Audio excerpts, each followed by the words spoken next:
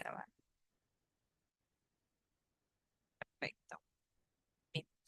El evento organizado por el Centro de Arbitraje y Resoluciones de Disputas Amazonas, CAR Amazonas. Buenas tardes.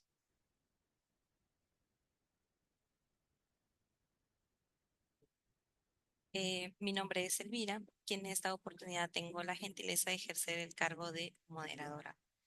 Las sesiones de este programa de arbitraje tienen como finalidad dar a conocer el panorama actual del arbitraje visto desde una perspectiva tanto nacional como internacional. En este sentido, contaremos con la participación de destacados ponentes, los cuales aportarán desde su experiencia diversas reflexiones sobre el área del derecho arbitral. Continuando con nuestra programación para hoy, en esta tarde tengo realmente el agrado de presentar la novena sesión, la cual contará con la participación del doctor Giuseppe con la temática titulada Destrezas legales en litigios arbitrales, a quien damos una cordial bienvenida. El doctor Giuseppe es abogado en cum laude y profesor en Venezuela, especializado en arbitraje comercial y derechos humanos. Es coordinador global de pasantías en arbitrajes internacionales en ESIJA, Guatemala, y cofundador en redes de jóvenes en arbitraje. Cuenta con experiencias en arbitrajes ADC-OC y bajo reglas de SENAC. Además, es una sólida trayectoria en defensa de derechos humanos en Latinoamérica. Previo al inicio de esta sesión, recordarles que finalizada la ponencia, se procederá a realizar una ronda de preguntas. En este sentido, les pedimos a los asistentes formular sus preguntas mediante el chat o su defecto activando el micrófono.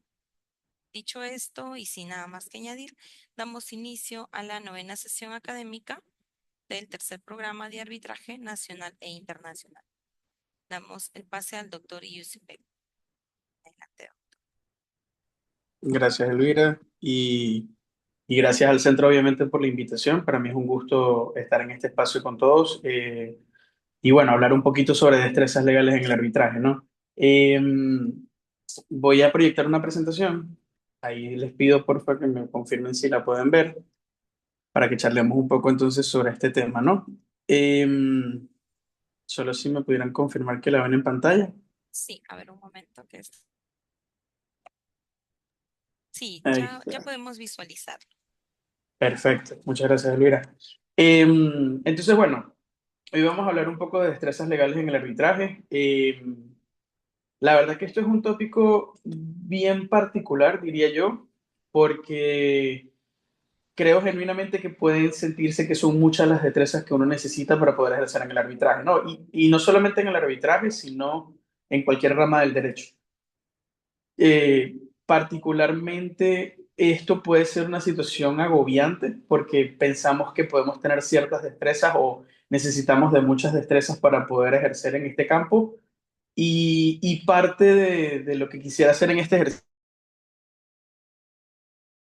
eh, es un poco desmitificar quizá las destrezas que uno debe de tener y darle enfoque o perspectiva a qué cuestiones son muy relevantes a la hora de uno ejercer pues la práctica en arbitraje, ¿no? Que tiene sus particularidades frente a otras áreas del derecho. Eh, Como punto de partida, precisamente, la introducción que yo quería presentar es esta idea inicial que planteo, que es ¿qué tantas destrezas se necesitan para poder uno ejercer en el arbitraje? ¿Cómo debo yo de tener la experiencia o el conocimiento? ¿O en qué debo de tener yo la experiencia y el conocimiento para poder ejercer en arbitraje? Y aquí surgen varias premisas. Debo de saber de derecho sustancial, debo de saber de derecho objetivo, debo de saber métodos de redacción, debo de saber de persuasión, debo de saber de oratoria, debo de saber de negociación, debo de saber de coordinar, debo de saber del manejo de casos, de tiempos, de tantas cuestiones de interrogación. Para mí eso al final es un colapso. ¿Por qué? Porque evidentemente el que uno tenga esa premisa de tener que manejarlo todo resulta bastante complejo. Y sobre todo resulta complejo con el dinamismo propio que tiene el arbitraje. Entonces, entendiendo que la mirada no está en cada uno de esos puntos concretos, que sí son importantes evidentemente y que sí hay que considerarlos a largo plazo, la mirada que vamos a poner hoy es en esta agenda que justamente coloco. Son cuatro ideas las que creo que podemos conversar. Primero, ¿qué consideraciones creo que son relevantes a la hora de pensar las estrategias, o más que las estrategias, las destrezas que debemos de tener como profesionales del derecho a la hora de ejercer en arbitraje? Segundo, ¿cuál creería que es la piedra angular? Y acá me tomo el atrevimiento de tomar un poco la fórmula de la firma de ESIJA, precisamente de cuál es el aspecto más importante o más trascendental que va a influir, tenga uno o no destrezas en esto, básicamente. Y a partir de identificar cuál es esa piedra angular, que ya lo vamos a ver, también entender cuál creo yo que son destrezas que son transversales a la práctica. Es decir, no importa si sé o no de esto, es importante tenerlo y es importante tomarlo en cuenta porque en la medida en la que yo implemente esas destrezas que llamamos transversales porque obviamente abarcan varias dimensiones de la práctica, eh, podemos tener controlados los casos. Y creo que es lo más importante, ¿no? Que nada se nos escape de las manos. Y vamos a tener unas conclusiones brevemente sobre estas ideas. Entonces, bueno, comencemos. ¿Qué consideraciones iniciales tengo con relación a las destrezas que uno necesita para poder ejercer en la práctica profesional del arbitraje? Lo primero es, y la primera pregunta que uno se debe hacer es, ¿cuál es mi punto de vista? ¿Por qué? Porque cuando nos preguntamos cuál es el punto de vista en el que nos encontramos, esto nos va a permitir identificar qué tipo de habilidades en el momento, y ya lo vamos a ver también, pero qué tipo de habilidades son las que yo debo de desarrollar en el momento en el que me encuentro. ¿Qué quiero decir yo con esto? Si yo soy abogado de parte, por ejemplo, mi rol evidentemente es un rol que va dirigido ¿a qué? A convencer. ¿Por qué? Porque estamos frente a un tribunal arbitral que no conoce la historia, y ahí se empiezan a desarrollar una serie de habilidades que implican pues precisamente el convencimiento. O sea, y van dos caminos. El primer camino tiene que ver con el contacto con el cliente, el conocimiento del caso, la construcción de ese caso, y la otra mirada es cómo yo convenzo precisamente al tribunal de que lo que yo estoy presentando y mi teoría del caso efectivamente es la correcta. Entonces, la primera mirada que estamos haciendo es como abogado de parte. Me toca precisamente reforzar o utilizar más habilidades de convencimiento que otras habilidades. ¿Y por qué digo esto? Porque si soy tribunal arbitral y tengo una mirada contraria, aquí yo no estoy buscando convencer, aquí estoy buscando que me convenzan. Pero además de que me convenzan, aquí lo que puede haber es puede surgir una destreza más dirigida, por ejemplo, al liderazgo. ¿Por qué? Porque si soy miembro de un tribunal arbitral, me toca, si soy árbitro presidente o no lo soy, igual, si soy árbitro, de alguna manera hay riendas que uno debe de llevar de ese proceso. El orden, el control, el manejo de que efectivamente todo se lleve conforme a derecho.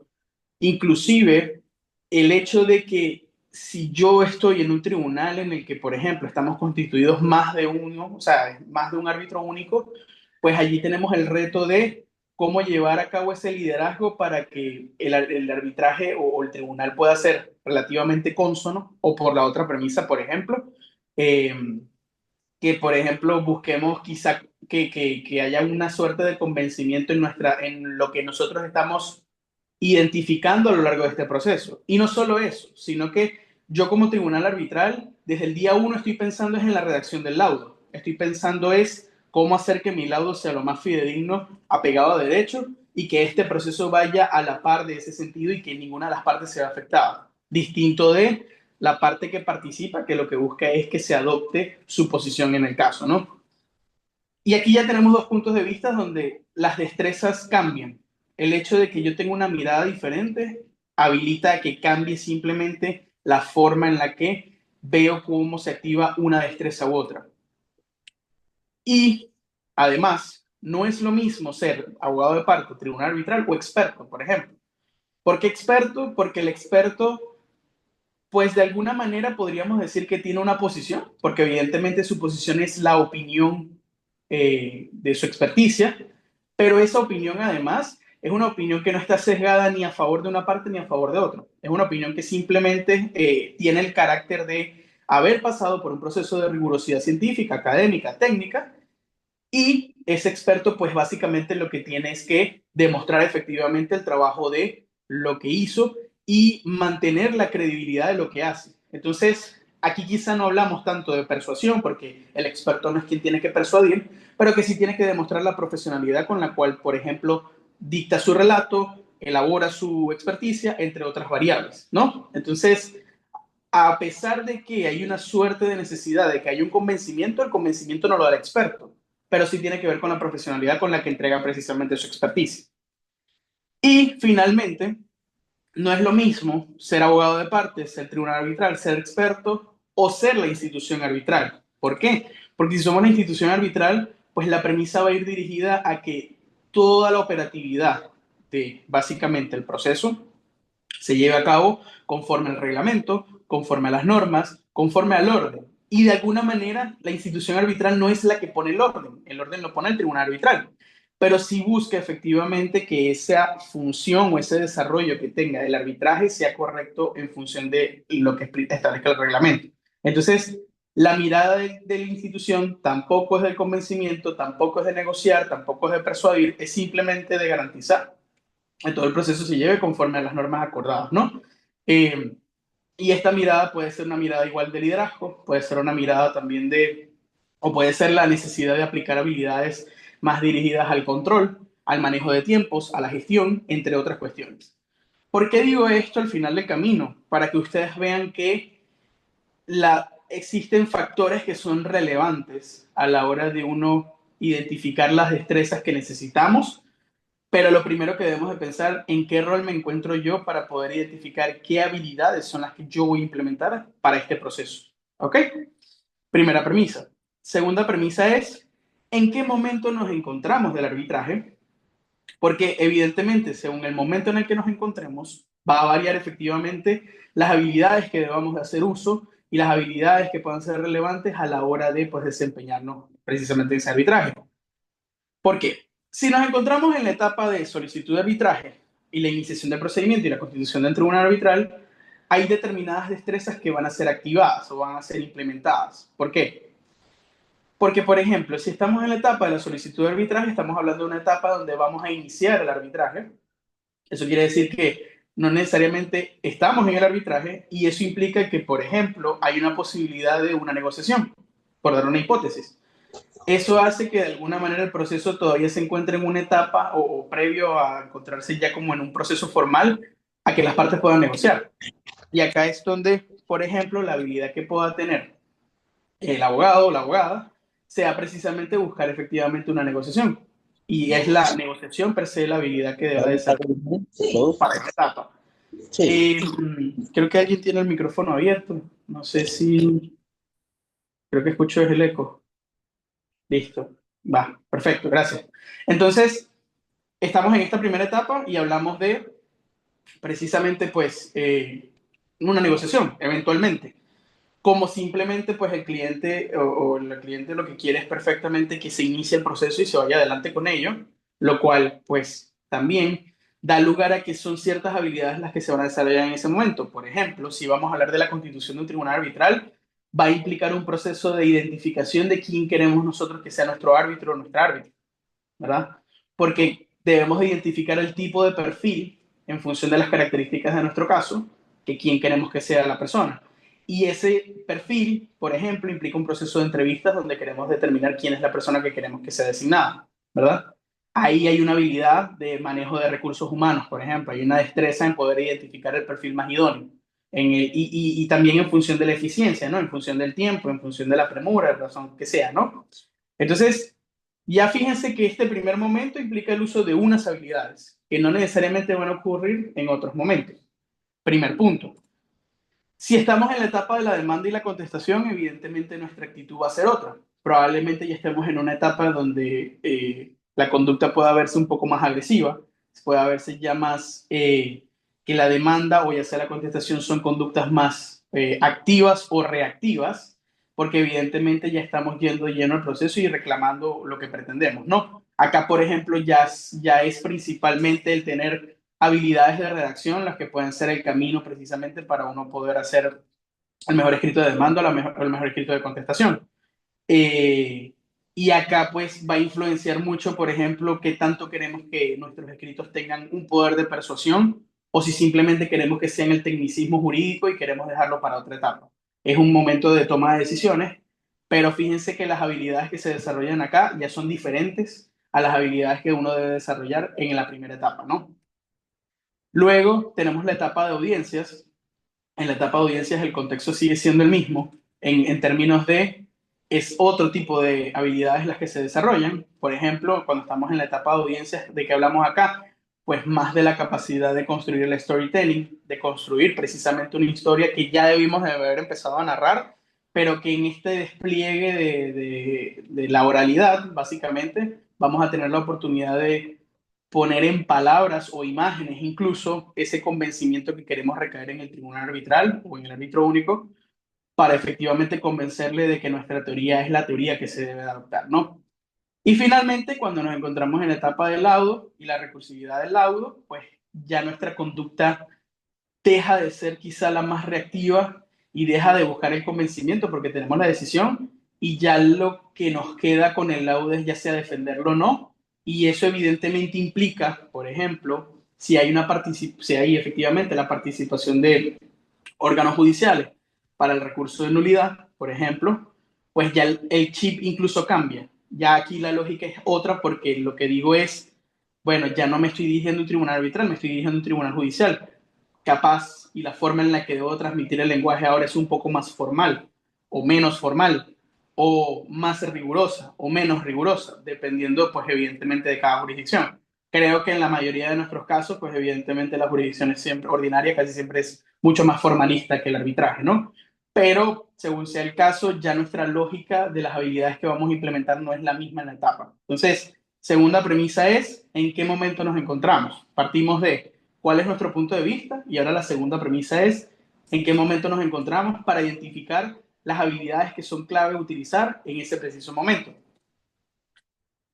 Y finalmente, sobre estas consideraciones iniciales, creo que es importantísimo tener claro nuestros instrumentos básicos para esto. ¿Cuál creo yo que son los instrumentos básicos para un proceso? Pues por una parte la ley modelo. ¿Y por qué digo la ley modelo? Porque diría yo casi, por no decir todas las jurisdicciones de Latinoamérica, tenemos basamento efectivamente en la ley modelo de nuestras leyes de arbitraje, lo cual nos permite de alguna manera tener todas las nociones necesarias para entender el proceso arbitral y saberlo llevar. Es decir, a pesar de que yo quizá no tenga el conocimiento más profundo en fondo o en proceso incluso, el manejo de la ley modelo es una cuestión base que les permite efectivamente tener la línea clara de cómo se lleva el arbitraje, inclusive si usted cambia de jurisdicción. El ejemplo que yo les puedo dar es mi caso particular. Yo soy abogado venezolano, pero yo manejo y gestiono casos en Guatemala, es hija Guatemala y he gestionado y apoyado en procesos de otras jurisdicciones de Centroamérica. ¿Por qué lo puedo hacer? Porque efectivamente el manejo de la ley modelo me permite entender la lógica sobre la cual se basa efectivamente la ley de arbitraje de cualquiera de estas jurisdicciones, porque efectivamente el estándar modelo en el que aplican todas las jurisdicciones me permite entender su funcionamiento, su razonamiento y el camino que hay que seguir independientemente del estado en el que esté participando, ¿no?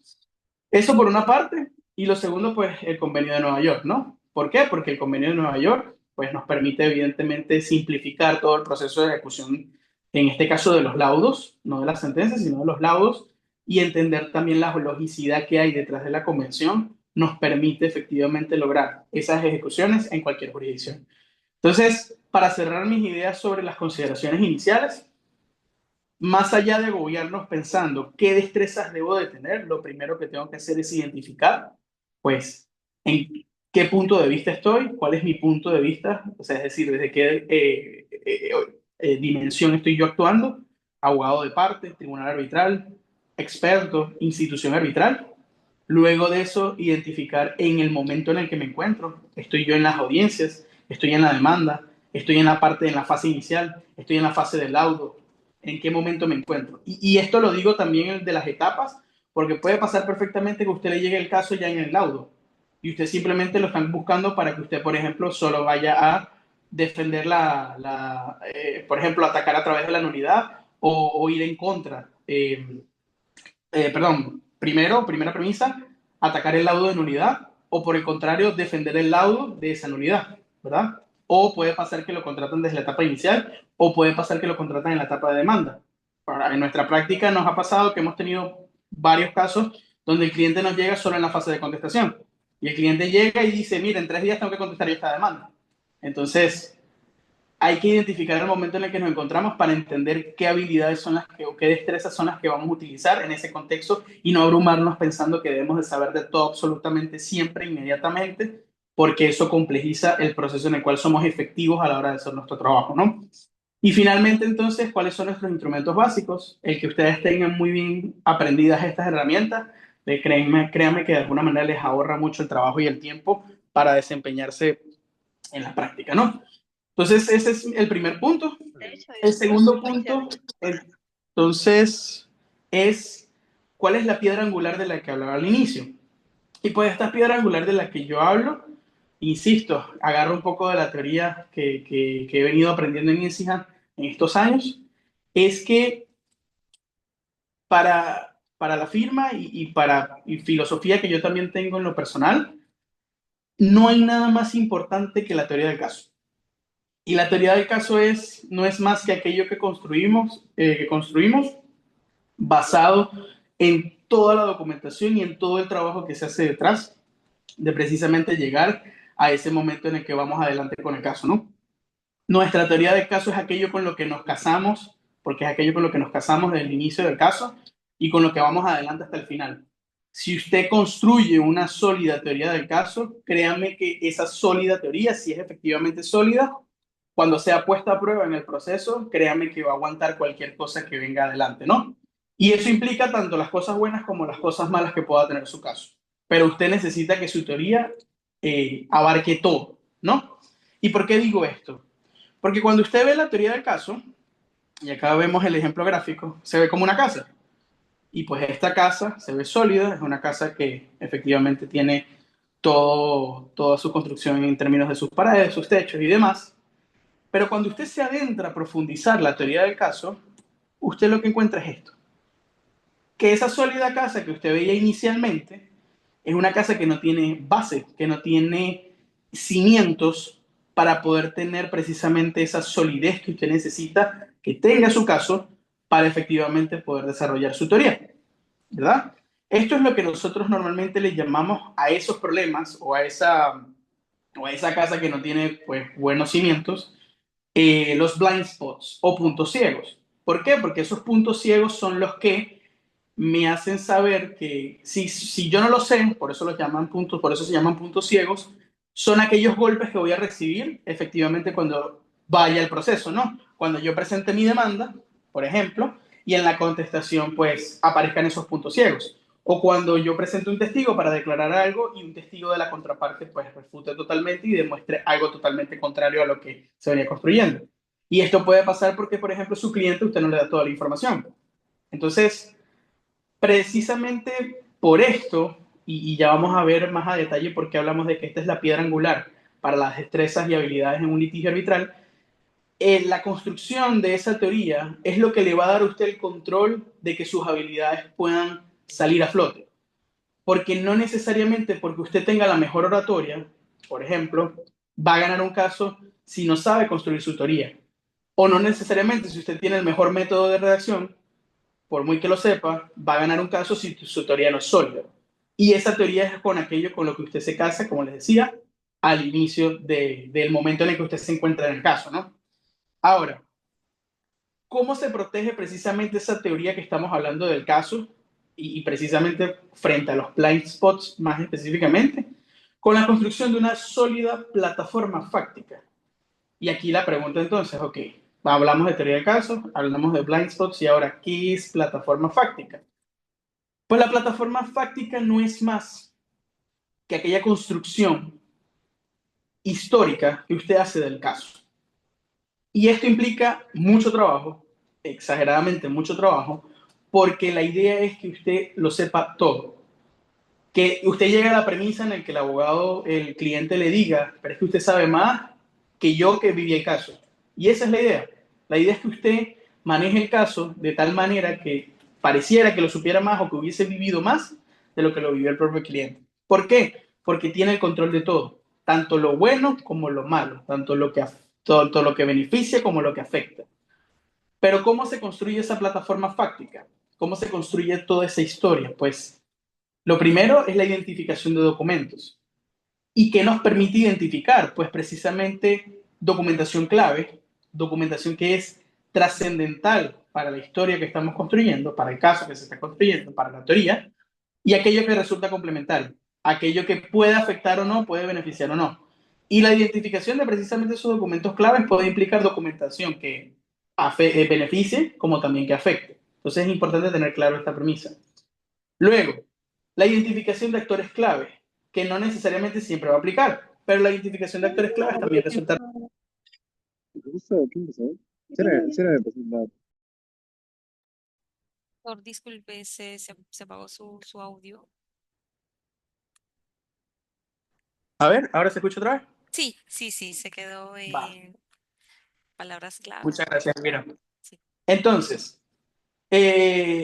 porque hablamos entonces además de la identificación de documentos, la identificación de actores clave, porque nos permite identificar cuáles van a ser nuestros potenciales testigos, cuál es el estilo y la dinámica que queremos para un interrogatorio. Si queremos un interrogatorio que sea más agresivo, si queremos un interrogatorio que sea más libre en términos de que el testigo pueda explayar todo lo que va a decir, si va a haber más control por parte del abogado o la abogada en su participación y además permite identificar cualquier otro elemento complementario al interrogatorio. Por ejemplo, si es necesario proyectar documentación, si es necesario proyectar imágenes, si es necesario proyectar algún gráfico que nos ayude precisamente a construir aún más la forma en la que estamos haciendo esta historia o la forma en la que se está construyendo precisamente este caso.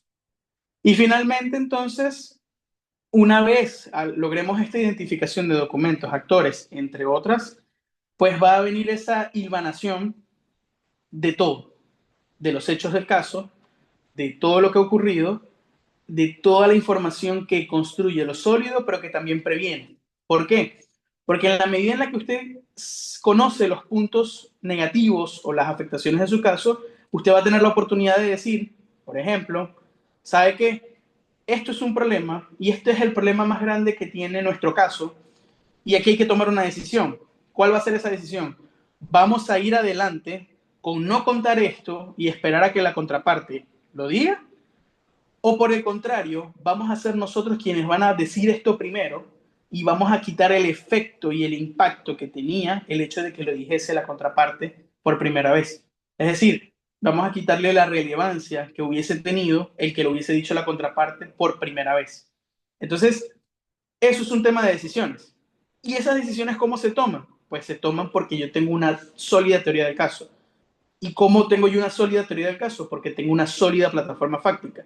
Y el hecho de que yo maneje todos los hechos del caso, sean buenos o sean malos, me permite a mí jugar con cómo quiero yo que se desarrolle ese caso y permite que el momento en el que yo desarrolle mis destrezas sea mucho más estratégico y viable a decir que, bueno, vamos a esperar a ver qué pasa. O si realmente el caso amerita esperar a ver qué pasa, pues podemos tomar esa decisión. Es decir, todo este trabajo previo que se hace, a mi consideración, es la piedra angular que nos permite poder identificar cómo vamos a lograr que esas destrezas fluyan, funcionen y realmente sean efectivas a la hora de construir, a la hora de ejercer o practicar frente a un caso de un litigio arbitral, ¿no?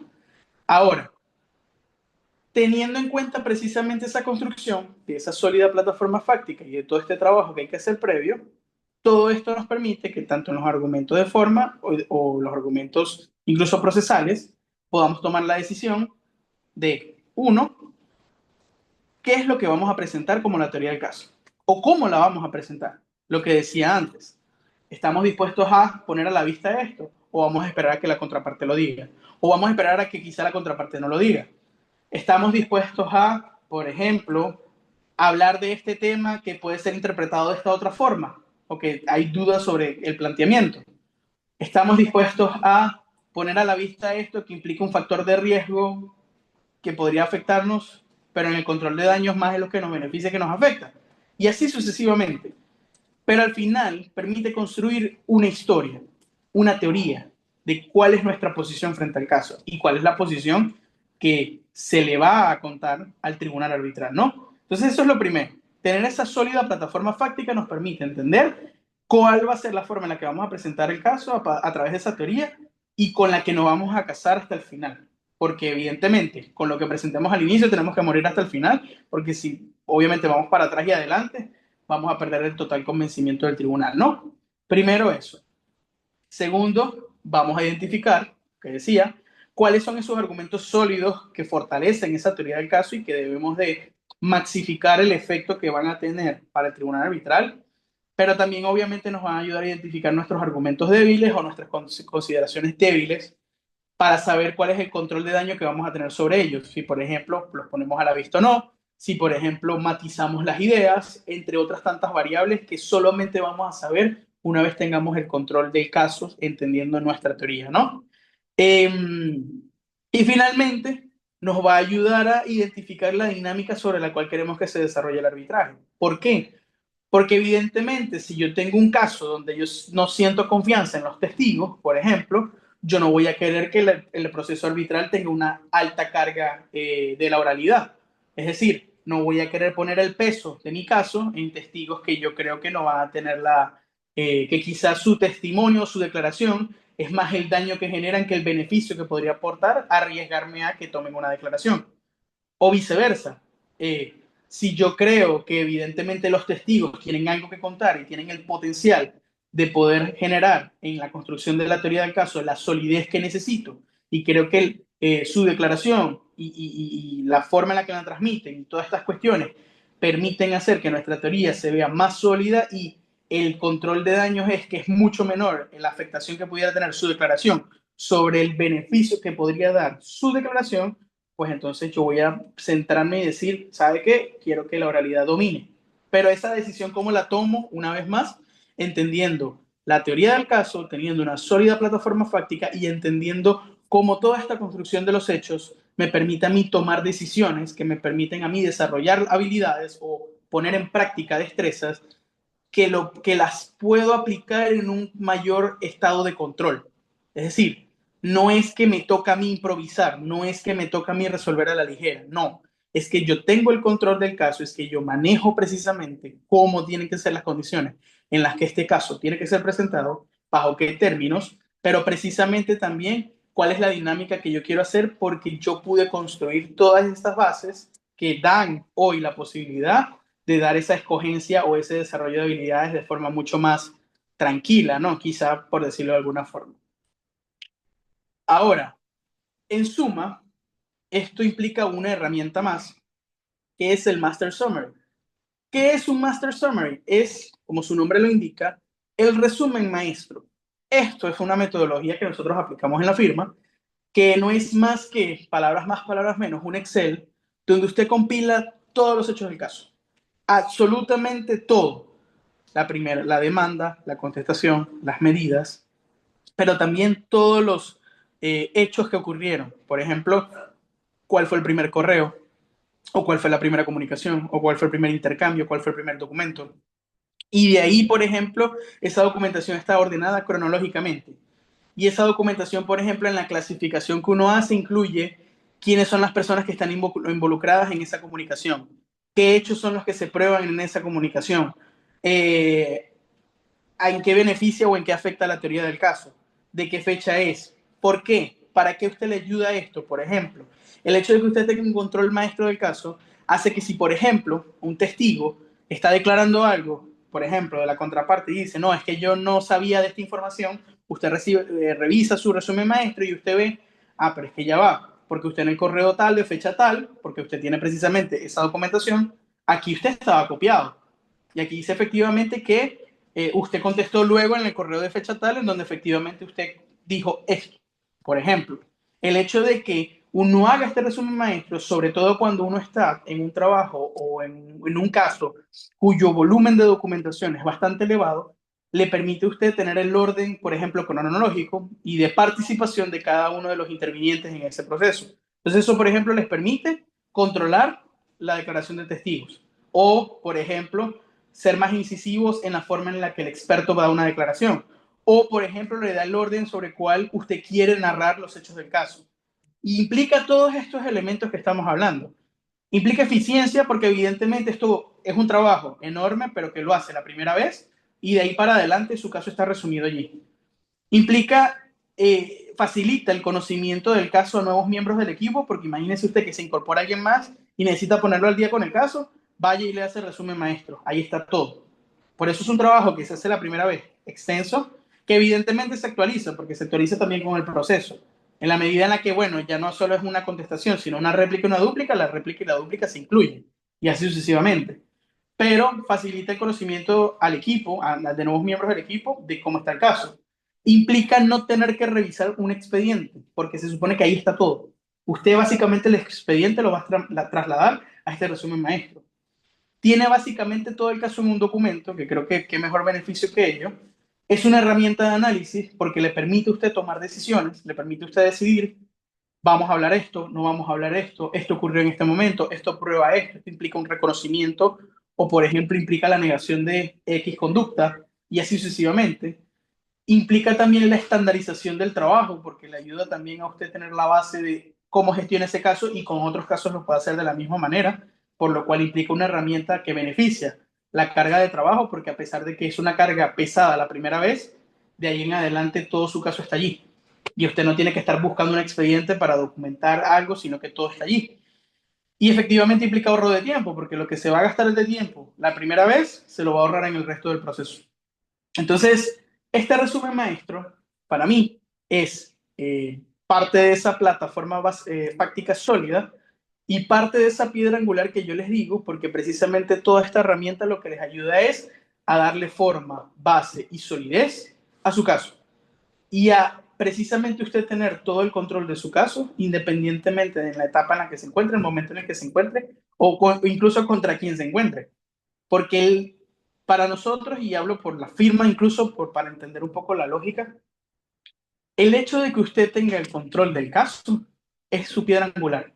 El hecho de que usted maneje el caso como nadie y usted se sepa el detalle al delante del principio a fin y del fin al principio, todo como ocurrió, créame que le va a dar toda la herramienta para que usted, aún sin tener todas las destrezas legales que uno pueda pensar que tiene que tener siempre, le va a permitir tener el control del caso y le va a permitir precisamente jugar, por decirlo de alguna manera, o desarrollar su caso de la forma más eficiente posible. Aunque quizá no sepa con qué habilidades desarrollarlo, aunque quizá se complique en ese proceso, pero si usted hace esto, créame que el proceso es mucho más fácil y poner en prueba o en práctica sus destrezas va a ser mucho más sencillo. Entonces, y bueno, y finalmente justo lo que les decía, esto es un power-up a las actuaciones de las audiencias. ¿Por qué? Porque precisamente lo que decíamos, ¿no?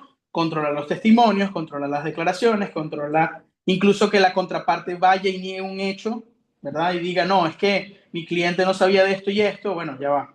Acá está el correo donde efectivamente fue copiado, incluso el cliente contestó posteriormente, lo cual hace que tenía conocimiento, etcétera, etcétera, etcétera, ¿no? Incluso permite controlar las afirmaciones que hagan las partes en el proceso. Y esto evidentemente ayuda mucho a la hora de controlar su caso. Entonces, algunos tips que les dejo pues de la aplicación de este máster, utilicen un lenguaje que sea propio del caso, es decir, cuando reflejen la información dentro del máster, utilicen el lenguaje propio del caso en ese máster para facilitar el trabajo o hacer más simple la forma de búsqueda que ustedes tengan dentro de ese documento, que les decía es un Excel que compila básicamente todo su caso, que ordena cronológicamente, por ejemplo, los hechos, los anexos, los documentos, entre otras. Obviamente, insisto, es un trabajo que uno tiene que hacer, es bastante extenso, pero vale mucho la pena. Y por la otra, haga unificación de nombres con relación a documentos, acciones, hechos, para facilitar precisamente esa búsqueda, ¿no? Por ejemplo, si usted utiliza una terminología para cómo denominan los contratos en los memoriales, pues utilizará siempre para el máster también, para usted poder ubicar con mayor rapidez algún punto específico de que quiera tratar sobre ese aspecto concreto o sobre ese contrato en concreto, ¿no? Por ejemplo. Entonces, bueno, habiendo dicho, ¿cuál creo yo que es la piedra angular de todo esto para poder hablar de destrezas? Ahora sí pasemos a cuáles son las destrezas transversales, eh, que creo que al final colindan con habilidades que todos debemos de tener o destrezas que en general creo que son claves para todo abogado o toda abogada para poder ejercer una práctica quizá de la mejor manera, ¿no? Y teniendo en cuenta todo el parámetro anterior, que precisamente nuestro desempeño pueda ser el más eficiente en un arbitraje, en un litigio, ¿no? ¿Cuáles son entonces esas destrezas transversales? Primero, el storytelling.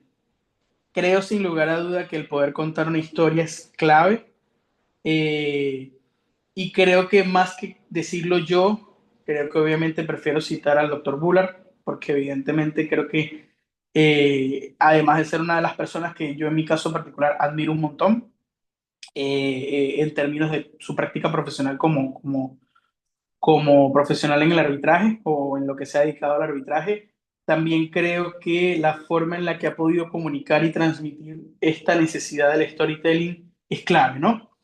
Y lo cito precisamente porque, y por ejemplo, en el primero de los párrafos o en el primero de las citas, justo lo que dice, eh, en ese sentido, las habilidades de un abogado litigante en arbitraje tienen que estar muy orientadas a qué? A poder contar un muy buen cuento. Y precisamente es clave esta idea de contar un cuento, porque al final del camino los árbitros son personas. Usted, por muy que quiera transmitir la complejidad que tiene su caso, si usted no lo cuenta como si fuera una historia, al ser, es una historia, pero si usted no les cuenta como una buena historia, usted tiene la alta probabilidad de que el tribunal no le preste atención, porque el tribunal arbitral son personas. Entonces, en la capacidad, en la medida en la que nosotros tengamos la capacidad de poder transmitir esta historia, como un cuento que se cuenta, valga la redundancia, vamos a aumentar las probabilidades con las cuales nuestro caso evidentemente va a ser una teoría que más se adopte, ¿no?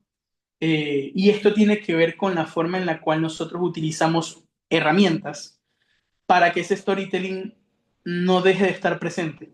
¿Por qué digo esto? Porque, por ejemplo, y lo vamos a ver en la siguiente lámina, pero, por ejemplo, nosotros hacíamos referencia, por dar un ejemplo, nosotros hacíamos referencia a cómo una parte, ¿verdad? Que se obligó precisamente a pagar una determinada obligación a través de una fianza, pues básicamente el día que se fue a cobrar esa fianza dijo, yo no voy a pagar, yo no, o sea, sí, está bien la fianza, pero yo no voy a pagar. ¿Cuál fue la forma en la que nosotros transmitimos ese mensaje de la otra parte que se comprometió a eh, eh, precisamente a pagar algo de lo que se obligó contractualmente, lo dejó de hacer? Pues básicamente utilizamos historias de Disney. Por dar una referencia, no sé si todos han visto El Rey León, imagino que sí, en el momento en el que hay la tradición, eh, precisamente cuando están... eh, no, perdón, esa analogía no la utilizamos para eso. Voy a hacer una pequeña corrección. Tuvimos, por ejemplo, la analogía que utilizamos para Dumbo. No sé si han llegado a ver la película de Dumbo. Igual, hay una escena de Dumbo en la que Dumbo está en lo alto de una torre y en lo alto de esa torre precisamente están como una especie de, parecen como payasos, como están vestidos, y ellos básicamente lo que están es como diciéndole a Dumbo que se lance, que ellos lo van a recibir, que efectivamente cuando él se lance van a recibirlo. Y lo que pasa básicamente es que primero fuerzan a Dumbo a saltar y cuando Dumbo salta, forzado o empujado, cuando cae, esas personas que lo iban a recibir, pues efectivamente lo que hicieron fue burlarse de él, ¿no? Y un poco es la misma analogía de la expectativa de un contrato de garantía, de una fianza. Yo deposité la confianza en ti de que me ibas a pagar cuando llegara el momento, llegó el momento de que me pagases y no me pagaste. Entonces, eso, por ejemplo, es una forma de mostrar simplemente gráficamente una idea que es, me prometiste pagarme, confié en que me ibas a pagar, llegó el momento de pagarme y no me pagas. Y es básicamente la misma lógica, pero lo estoy contando a través de una historia. ¿Y para qué hago esto básicamente? Para que el día de mañana el tribunal diga, ah, lo de la deuda, sí, lo donde utilizaron la imagen de Dumbo, o sí, efectivamente, como mostraron a Dumbo que saltó, que es como el incumplimiento de pago de fulano. Esto es simplemente para que el tribunal lo asocie y para que el tribunal no olvide esta idea que yo estoy marcando, que incluso la estoy poniendo de forma gráfica y la asevero, porque lo que quiero demostrar es no me pagó cuando yo confié, porque ahí es la clave de esta idea que estoy diciendo. La confianza que había en que había una fianza, esa fianza era la confianza que yo tenía o la seguridad jurídica que yo tenía de que alguien va a responder por lo que me deben. Y finalmente, ¿qué pasó? Cuando llegó el momento de poner en prueba esa confianza o esa seguridad, pues simplemente se burlaron de mí y me dijeron, no te voy a pagar. ¿Ya? Y es la misma lógica, es en la misma premisa, es el mismo mensaje. Simplemente que he contado a través de un cuento de niños. Y ya. Y ojo, evidentemente esto no necesariamente aplica a todos los tribunales arbitrales. Habrá tribunales que son más formales, que quizá verán esto como una ridiculez, lo cual es totalmente válido. Usted tiene que saber en el punto de vista que usted se encuentra y frente a quién también para decidir cómo va a contar esta historia. Quizá yo lo hago a través de una historia de Disney porque me es más factible, pero hay otros caminos en los cuales uno puede precisamente también contar la misma historia y llegar a ese mismo mensaje, ¿no? Entonces, precisamente, y cierro con la idea que decía Burlar justamente en el segundo párrafo, es, pues esta actividad de los abogados no solamente proviene del conocimiento del derecho, evidentemente hay una lógica detrás de aplicación del derecho, pero también proviene de qué? De la retórica, de la literatura, de la capacidad de contar historias. Y esos elementos son claves a la hora de que yo simplemente convenzo al tribunal de que le estoy echando un cuento y que ese cuento, pues, quiero que sea el cuento que adopte a través de una teoría formalmente realizada, ¿no? Ese storytelling, ¿cómo creo yo que tiene implicaciones o en qué momentos puede tener implicaciones? Pues en tres niveles, que estos tres niveles están todos a la par, ¿no? O sea, no hay supremacía de uno y otro, pero es para que veamos los tres niveles. Al nivel de escritura, porque yo puedo efectivamente en la escritura transmitir ese storytelling. ¿Cómo lo puedo hacer yo, por ejemplo? A través de una introducción, una conclusión en mis escritos. Por ejemplo, tuvimos un caso, para dar una referencia, tuvimos un caso de la construcción de un proyecto inmobiliario y esa construcción de un proyecto inmobiliario implicó la relación de dos familias, dos grandes familias en Guatemala, que se tenían mucha confianza y donde precisamente esa confianza generó ciertos conflictos que fueron que una de las partes, pues en esta construcción del proyecto inmobiliario, nuestro cliente era la inversionista versus la constructora, que era la otra familia, pues básicamente esa constructora no terminó el proyecto. Y parte de la carga en la que ponemos nosotros la historia es precisamente en esa confianza rota, como lo que decíamos con Dumbo, pero ahora en esta confianza rota de yo confío en ti para que terminaras este proyecto, mi inversión, mi dinero, mi expectativa de crecimiento, mis sueños incluso, estaban en este proyecto del cual tú decidiste simplemente no terminarlo, por la razón que sea. ¿Ok? Y eso yo lo puedo decir en la introducción o en la conclusión. Yo puedo decir, esta demanda no solamente se trata de una reclamación pecuniaria, se trata de la reclamación de una confianza rota, una confianza que se traduce en pérdida y una pérdida que se traduce en dinero. ¿Ok? Y eso lo puedo hacer yo en mi escritura. Y para eso es que utilizo una introducción. Y lo mismo hago con la conclusión. Toda esta historia narrada que demostró que la confianza está rota. Y esa confianza rota que implicó, pues dinero. Dinero que hoy estamos reclamando. ¿Ya? Y es simplemente una forma en la cual el tribunal tiene un mensaje, una confianza dañada, un factor emocional y una premisa de cómo convenzo yo al tribunal precisamente de por qué puedo reclamar y por qué tiene que adoptar mi reclamación.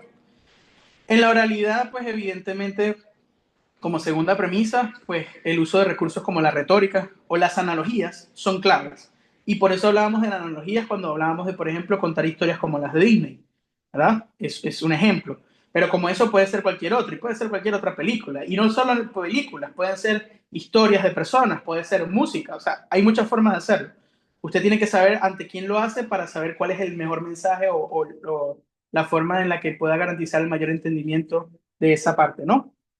Y finalmente con presentaciones, porque evidentemente tiene ese factor visual, donde usted puede utilizar imágenes, donde usted puede utilizar gráficos, donde usted puede utilizar un lenguaje incluso dentro de la presentación que pueda tener un impacto diferenciado en la forma en la cual usted cuenta su historia. ¿Qué quiero decir yo con esto? Y obviamente no me quiero como meter y profundizar en los temas psicológicos, pero no es lo mismo, y un ejemplo que daba un autor casualmente peruano, ahorita no recuerdo bien su nombre, pero él casi siempre se dedica a hablar de temas de psicología y derecho, creo que es Jara su apellido.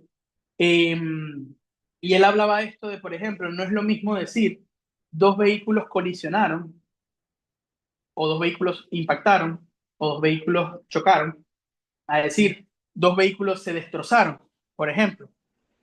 No son igual. Y capaz es el mismo hecho, pero si una parte dice que los dos vehículos se destrozaron y otra parte dice que dos vehículos colisionaron, el impacto que usted va a tener en ese mensaje no es el mismo. Entonces ya eso hace que usted tome la decisión de qué lenguaje voy a utilizar o qué lenguaje me conviene más para yo presentar este caso. O cómo mostrar una imagen. ¿Me conviene mostrar una imagen del vehículo destrozado o no? En esta hipótesis, ¿no? Que estoy planteando. Pero es eso. Es el que usted pueda tomar las decisiones de cómo contar su historia en estos niveles en los que se encuentra, ¿no? Eso como primera habilidad o destreza. Luego la capacidad de adaptación. ¿Y por qué la capacidad de adaptación? Porque la capacidad de adaptación lo que permite finalmente es eh, el que usted pueda adaptarse a los cambios, adaptarse a los momentos en los cuales el proceso va cambiando. Para confirmarme, ¿me pueden ver? No sé, disculpe, doctor, no se la aprecia. Ok. ¿No se ve que mi cámara o no se ve la presentación? Su cámara y la presentación también. No Se se dejó de ve. compartir ahora. Dame un segundo.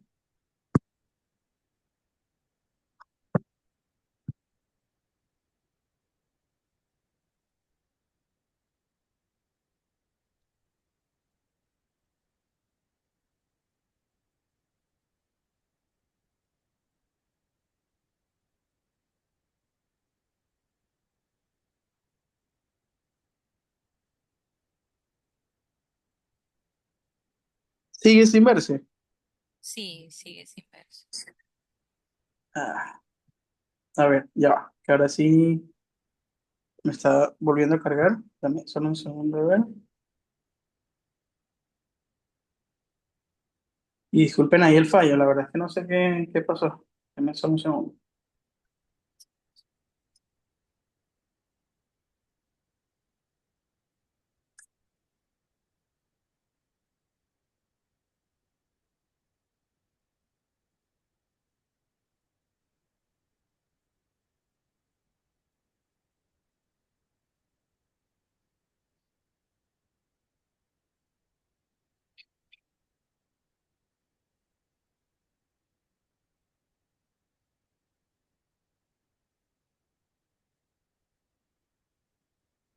Ahí me está volviendo a cargar, a ver. Déjame ver si vuelve a aparecer. Si no, te pediría porfa apoyo.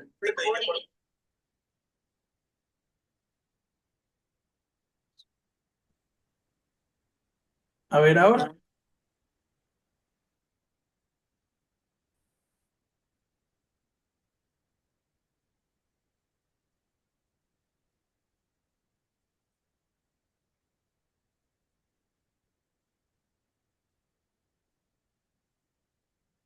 Ahí me escucha. Sí, sí le escucho. Ok. Eh, ¿Se ve mi pantalla otra vez? O sea, sí, bueno, no mi pantalla, pero eh, me veo yo todavía. sí, está bien su cámara. Solamente faltaría la pantalla. La presentación. Ya la voy a colocar. A ver que me deje nuevamente.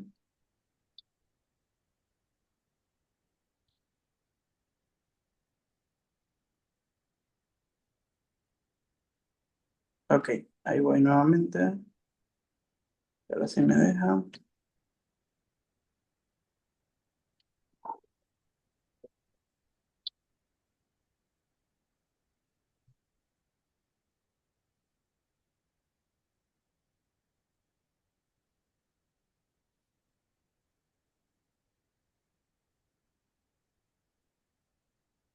Ya está cargando.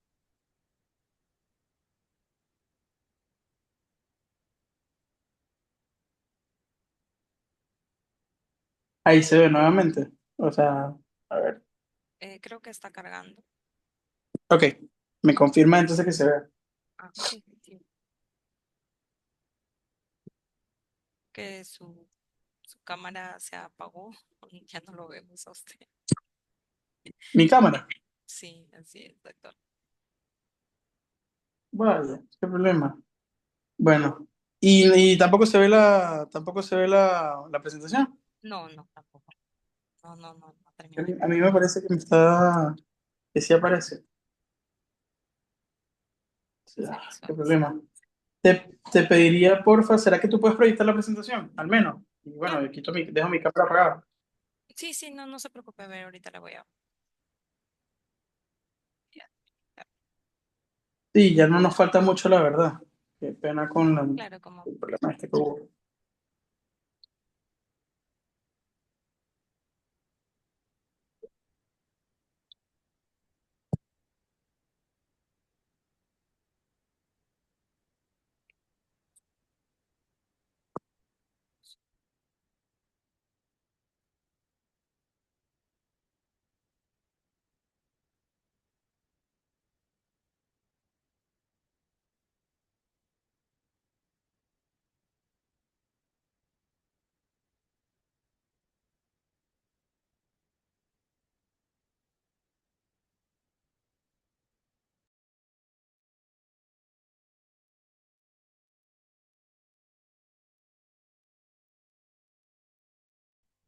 Ahí ya dejó de proyectarse.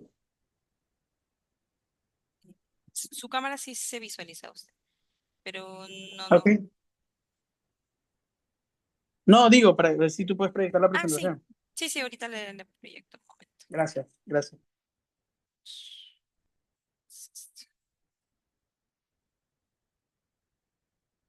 ¿Se puede visualizar? Sí, era la lámina, si puedes proyectar otra vez, estábamos un poco más abajo, estábamos en el tercer punto de la agenda, más abajo, más abajo, más abajo, ajá, a ver, ahí, por ahí creo, Es ajá. Sí, creo que la siguiente, justo la siguiente. para ponerle pantalla.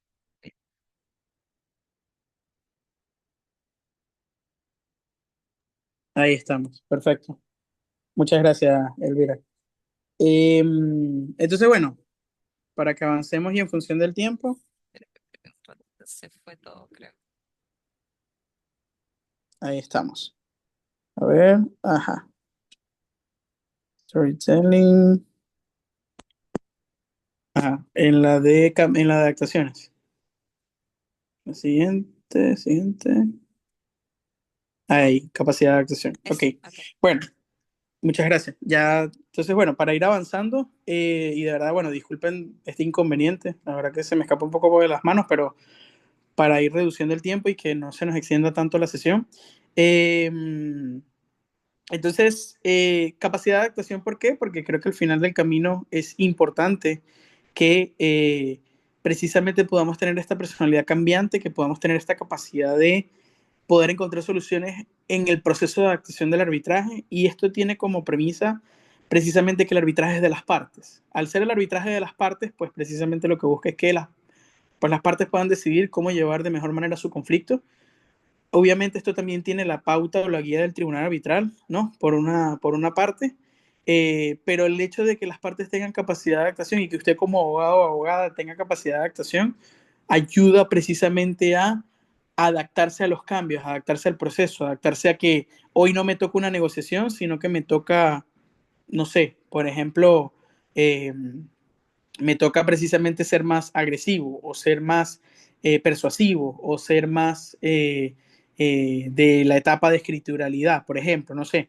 Este proceso de adaptación, esta capacidad entre el efecto cambiante que tiene el arbitraje y de encontrar soluciones innovadoras, creo que es un aspecto trascendental que debe estar en todo momento, ¿no? Luego, siguiente, porfa.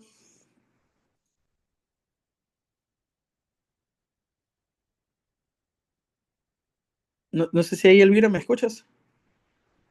Sí, sí, sí, sí, le escuché. ¿Se Ah, visualiza? ahí me está cargando todavía. A ver, No, espérame. todavía está en la misma. Ya, Ajá. Si ahora puedes sí. darle de una para que aparezca todo. Ahí está. Perfecto, gracias. Entonces, tercero, manejo y control de casos. ¿Por qué creo que es clave el manejo y control de casos? Porque creo que la particularidad que tiene el arbitraje, y sé que no se diferencia tanto del carácter judicial, pero al menos en mi consideración, creo que el manejo y control de casos es mucho más estricto y mucho más exigente en el arbitraje.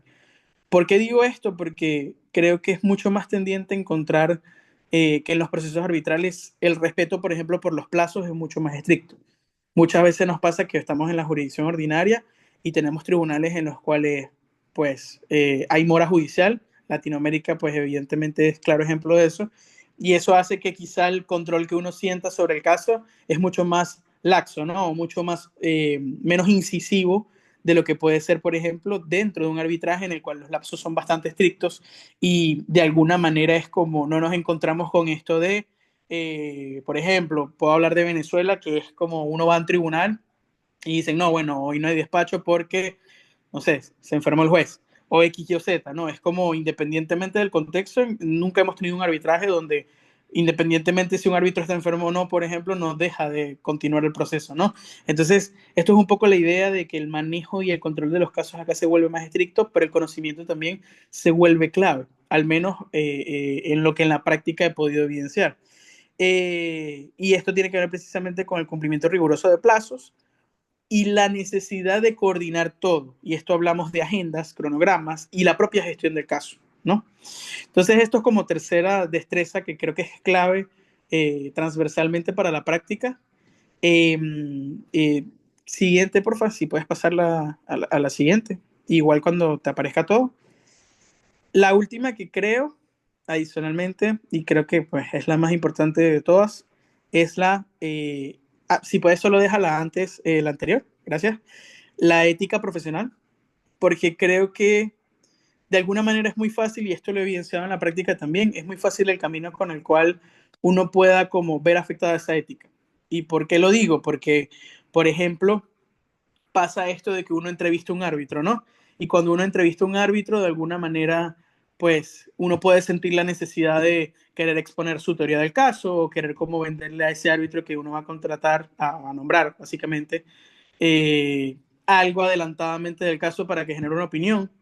Y esos son pequeños momentos o pequeñas cuestiones que son clave cuidarlos. Es clave que uno, por ejemplo, si uno tiene una guía, por ejemplo, de esta guía creo que es la del SEIA, para poder hacer entrevistas a árbitros, pues uno, o de la IVA, no estoy seguro, pero si uno tiene una guía de cuáles son las pautas que uno tiene que hacer al momento de entrevistar a un árbitro, uno debe de respetarlas. Eh, si uno, por ejemplo, está en un proceso en el cual tiene una parte que evidentemente puede ser problemática o puede ser como renuente al arbitraje, uno por ello no debe dejar de mantener precisamente la ética y mantener la profesionalidad, a pesar de que la parte incluso evada la responsabilidad de ir al arbitraje o le diga a su cliente que no es el camino, ¿no? O que intente acciones en su contra. Hemos tenido arbitrajes inclusive donde nuestras contrapartes han iniciado procesos judiciales paralelos, pero no solo eso, sino procesos penales por simplemente investigar árbitros, ¿no? Por no estar de acuerdo con ir al arbitraje. Entonces, es importante y es clave no perder esa ética y no perder la guía o la pauta de que al final somos abogados y que al final, pues, en este proceso, pues, estamos todos, ¿no? Y evidentemente es importante este respeto a hacer el trabajo de la forma más profesional posible, y eso implica, creo que una de las mayores problemáticas, evitar el conflicto de interés, ¿no? Evitar precisamente el tema de conocer de varios casos donde efectivamente una parte, de alguna manera, por ejemplo, pasa muchas veces que hay árbitros en casos donde ya se han resuelto otros casos previamente. Entonces siempre es importante como cuidar estos factores de ética y de profesionalidad, porque creo que de alguna manera ayudan a la sostenibilidad de una práctica en general en arbitraje a largo plazo, ¿no? Y bueno, ya siguiente, por favor, Elvira, ese bonus que decía, creo que es clave saber trabajar en equipo, porque creo que el arbitraje implica demasiadas cosas, demasiadas cuestiones que hay que trabajar paralelamente, conexas entre unas y otras, y saber trabajar en equipo es la clave. O sea, el poder efectivamente saber cómo apoyarse en las destrezas de cada uno, porque al final no solo son nuestras destrezas, sino las destrezas que trabajamos en equipo, las que puedan hacer más eficiente nuestra labor, ¿no? Entonces, saber trabajar en equipo es un bonus de destrezas, pero igual trascendental o transversal al final, ¿no? Entonces, si pudieras pasar a las siguientes, porfa. Y si quieres avanzas de la agenda, ya entonces estamos en las conclusiones, finalmente. Eh, Puedes avanzar, porfa. Y si quieres poner las proyectas todas en pantalla para no tener que estar... ajá. Esta son, si no me equivoco, a ver, ahí, hasta ahí. Bueno, chévere. ¿Cuáles son entonces estas conclusiones que tengo para el día de hoy a partir de pues, todo lo que hablamos y agradeciéndoles obviamente por la paciencia con los problemas de conectividad y todo esto? Lo primero es que no colapsemos con saber cuáles destrezas debemos de tener, porque pueden ser demasiadas, ¿no? Entonces, ¿qué es lo clave de acá? Pues que evaluemos esas consideraciones iniciales que les decía, valga la redundancia al inicio, y eso implica analizar cuál es nuestro punto de vista, en qué momento nos encontramos y cómo estamos frente a las herramientas básicas que pues debemos de tener sí o sí para la práctica. Segundo, construyamos una teoría del caso que sea sólida y eso implica pues construir una sólida plataforma fáctica y créanme que eso va a facilitarles todo el camino para que sus destrezas sean mucho más posibles de aplicar o de realizar, ¿no?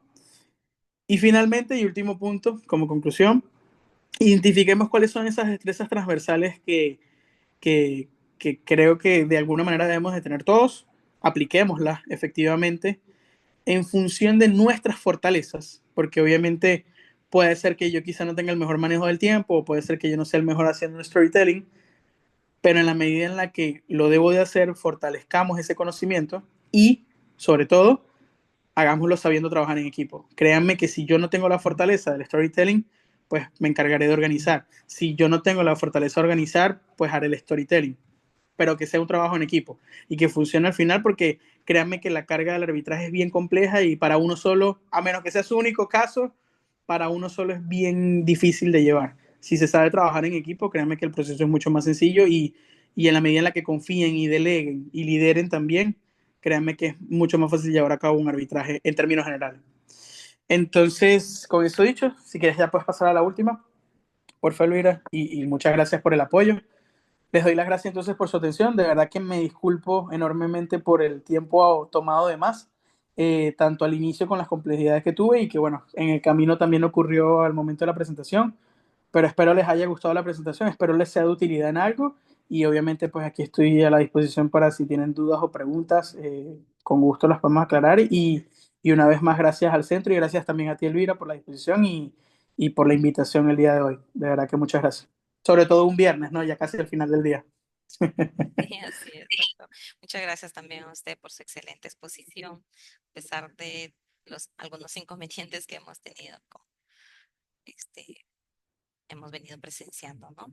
Bien, ahora bien culminada la ponencia, pasaré al bloque de preguntas si de repente algún participante tiene alguna duda, alguna consulta, puede hacerlo ahora y si no, pues damos por terminado, tendremos que todo ha quedado súper claro. O sea, unos minutos, si acaso alguien quiere hacer una pregunta.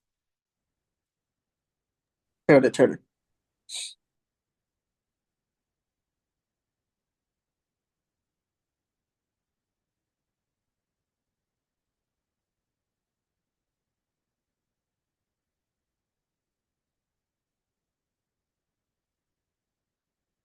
Entonces damos por entendido de que ha quedado todo súper claro, su ponencia, doctor. Eh, Como le venía diciendo, gracias también por la paciencia, por su excelente exposición. Y bueno, en este caso esperemos contar con usted en más futuras actividades académicas. De No, esta manera, muchísimas gracias. Ah, perdón la interrupción. Solamente igual agradecerles por la invitación y cuenten conmigo con la disposición siempre para lo que necesiten. Un gusto más bien. muchas gracias, doctor. Bien, entonces de esta manera damos por finalizada nuestra novena sesión de las actividades académicas del tercer programa de arbitraje nacional e internacional, organizado por el Centro de Arbitraje, Resolución de Disputas Amazonas. Reiteramos nuestro cordial agradecimiento a nuestro ponente y por su gentil disposición y a toda la audiencia. Gracias. Que tenga una excelente noche. Muy amable.